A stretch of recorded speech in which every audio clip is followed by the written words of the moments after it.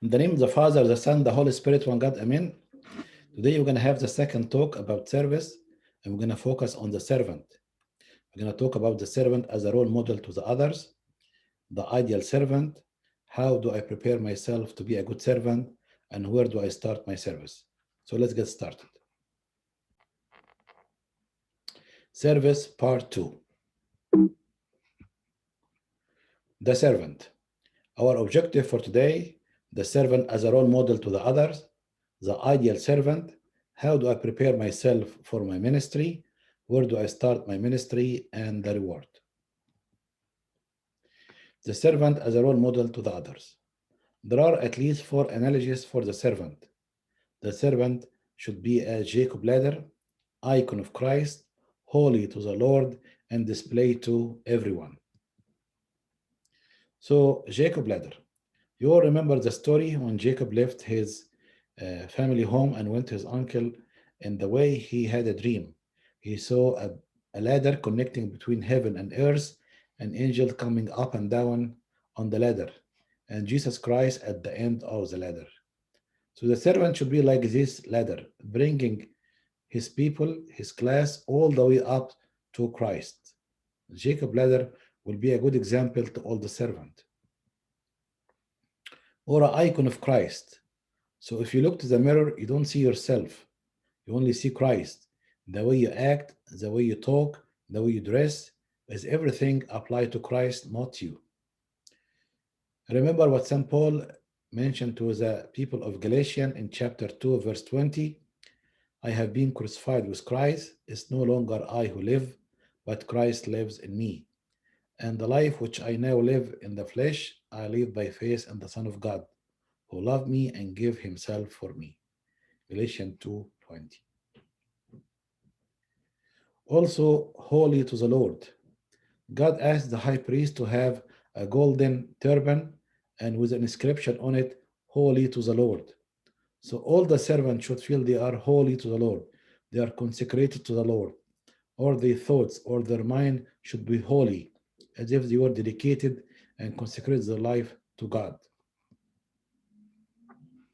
And finally, display to everyone. St. Paul said to the Corinthians, for I think that God has displayed us, the apostle last, as men condemned to death, for we have been made a spectacle to the world, both to angels and to men. So the servant should be a display to everyone. They should learn from you, from your behavior, attitude, from your voice, from your clothes. Everything you do or you act should always be holy and symbol of the life of Jesus Christ on earth. And what's the outcome of being close to God? Getting closer to God will make you more aware of people's feeling, be more sensitive to their feeling, to their emotion, to their need. So go over and beyond, not just teaching and talking about Christ in a Sunday school class, but reaching closer to everyone, to his own home, to his own needs. Remember what Jesus said, for by word you'll be justified, and by word you will be condemned. Another good example to the servant is Saint Christopher. Saint Christopher carried Jesus as a child, and that's a story around 251 AD. Saint Christopher used to carry people over a raging river, and one time Jesus appeared to him and he carried him as a child. Likewise, all the servants should be like Saint Christopher, carrying Jesus not only in their shoulder, but also in their heart. They go around living life as they are Saint Christopher, carrying Christ in their heart. So we talked about how the servant should be a role model to the others. Now we're going to talk about the ideal servant. There are at least 5 criteria for the ideal servant: spiritual servant, church servant, knowledgeable servant, experienced servant, loving and caring servant. Spiritual servant. The spiritual servant is the one who longs for spiritual growth. In his own, he loves to attend liturgy, tasbihah, vesper, chorus, hymns, reading Bible, praying, fasting, doing matanya. Someone who is not just doing the spiritual means, but enjoy them and long for them. Someone who would like to grow in his own every day, getting closer to God, enjoy the Bible, enjoy meditation in the Bible, enjoying the life of sin. A church servant. The servant should be actively participating in the church activity, attend church regularly, participate in the church fast or activities and festival. It's really not acceptable that you call yourself a servant, but you don't come to the church regularly. Or some people don't attend the liturgy, but they come right out to their class. Or well, the whole church is fasting and this one is not fasting, and try to call himself or herself a servant. The servant should be an active member of the church, someone who celebrates the saintly feast, donate to the church regularly when they need, honor the priest and the bishop of the church. So be an active member with the church. Whenever people see you, they remember the church.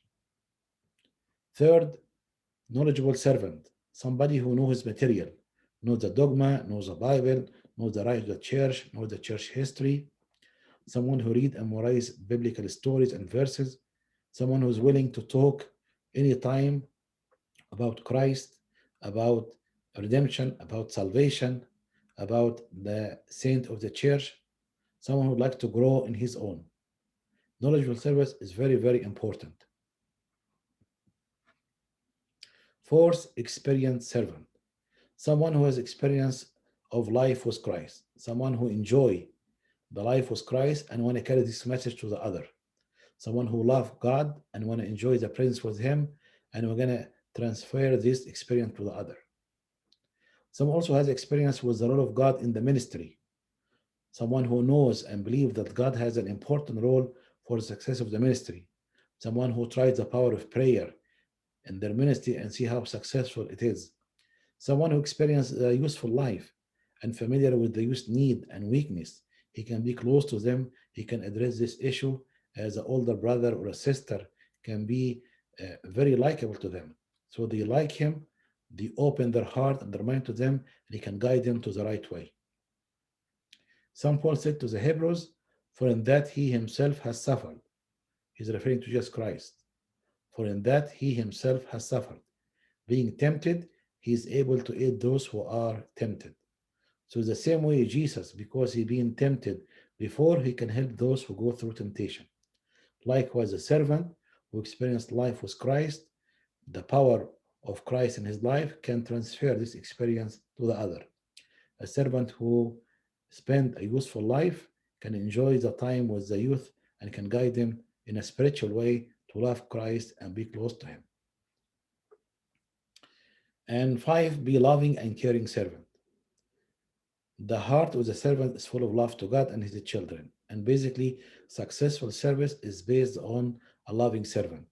The servant should love his member of the church, love his class. Everyone, accept everyone the way they are. If you don't love your class, you're never going to be successful with them.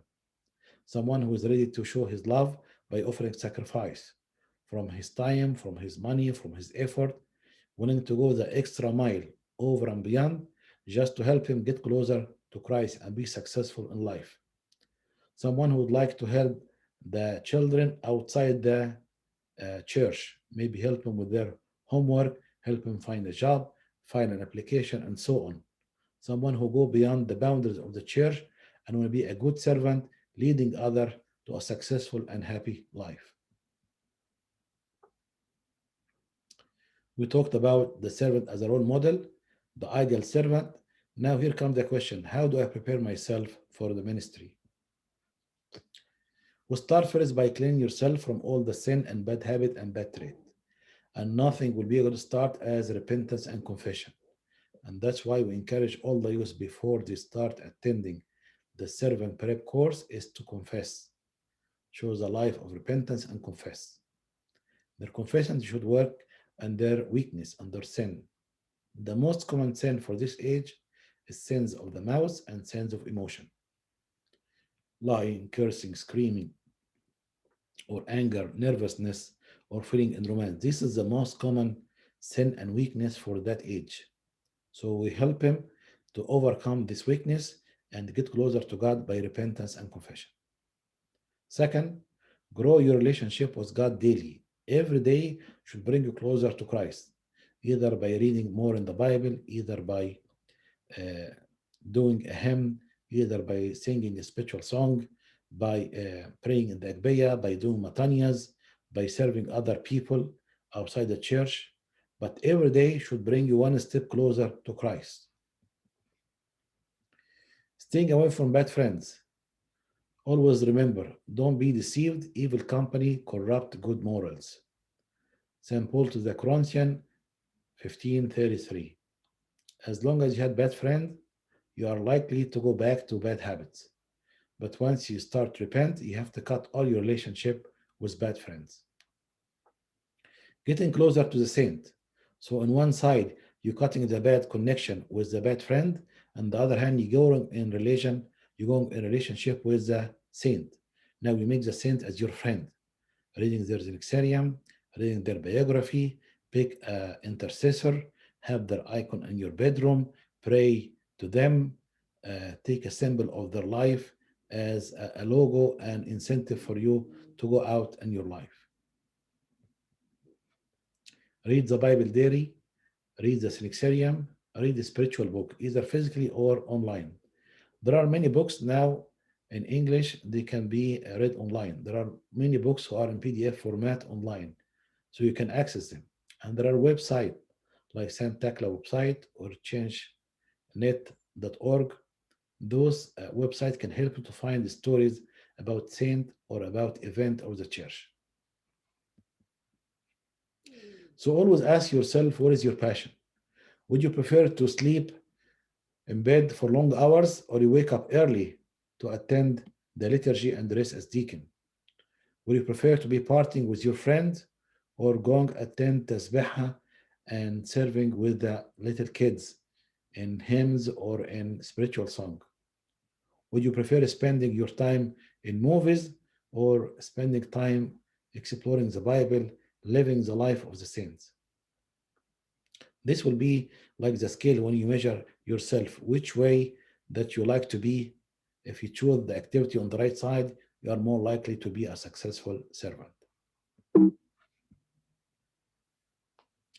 Where do I start my ministry? A very important question.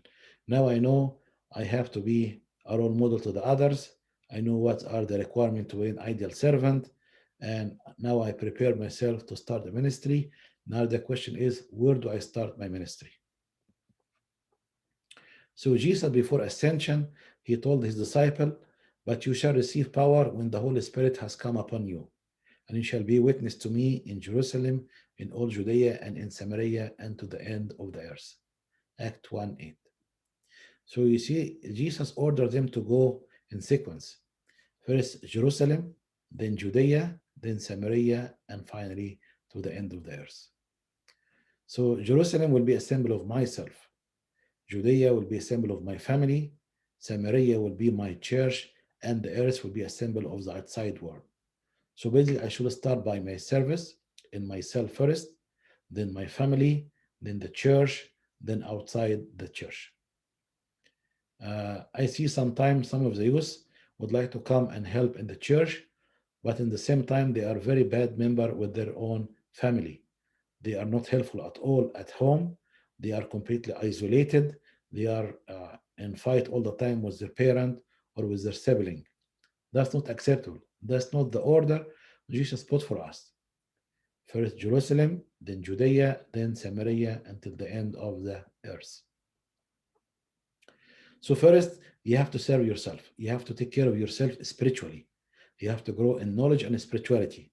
You have to grow in reading the Bible, memorizing verses, comparing Old and New Testament story, looking up prophecies, looking up miracle, being a good member with yourself, fast, pray.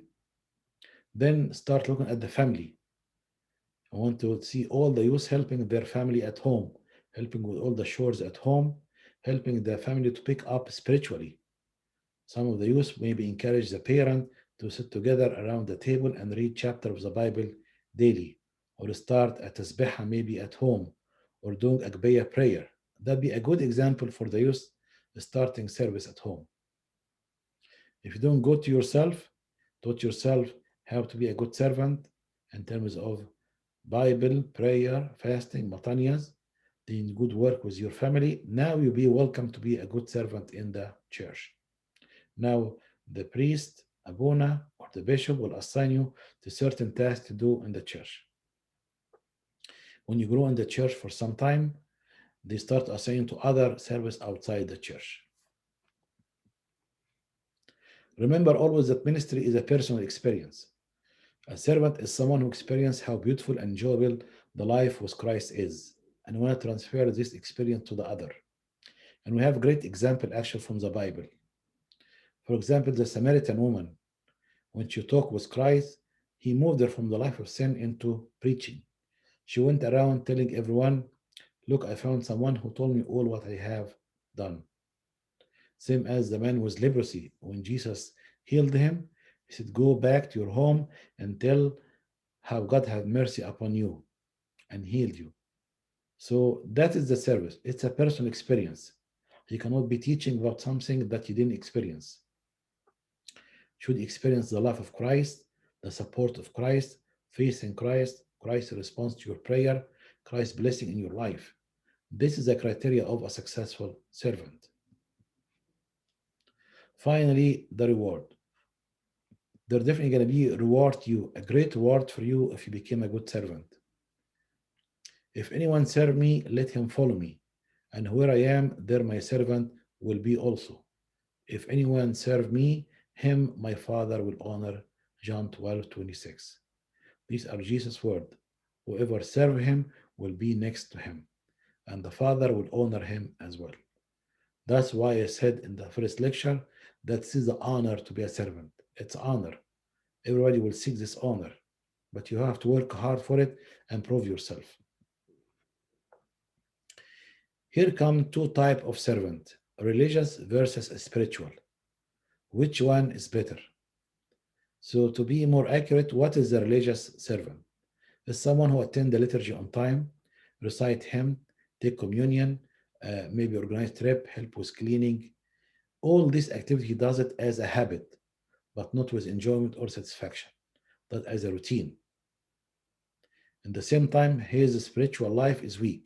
His relationship with the others was always complicated by troubles, and always people complain about him.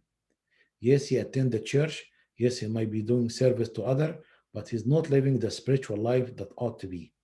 He's not taking himself as an example to the others. His reaction with the others was always bad and in turmoil. While the spiritual servant is someone who enjoy doing this activity, not just doing them, but enjoying doing them. Someone who likes always to grow in his own and being careful to grow in diligence and truthful through the life. Here's come an important question. Which one is more important? Which one comes first? The spirituality of the servant or the knowledge of the servant? And of course, we fear the spirituality. The servant has to be spiritually at a higher rank. Then come the knowledge. Because at the end, it's your spirituality that being transferred to the others. And based on your spirituality, people will start loving Christ and getting closer to Him if they see that in your life.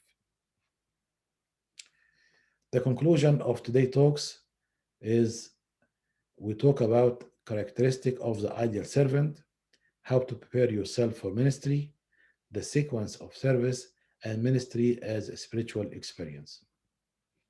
Finally, I would like to end, as always, with memorization verses that we can memorize and teach them to our kids. Oh, taste and see the Lord is good. Blessed is the man who trusts in him. Psalm 34:8. For we are God's fellow worker. You are God's field. You are God's building. 1 Corinthians 3:9. Where I am, there my servant will be also. John 12:26. Thank you for your attendance, and I'll see you next time. Another talk about the service. And glory be to God forever and ever. Amen.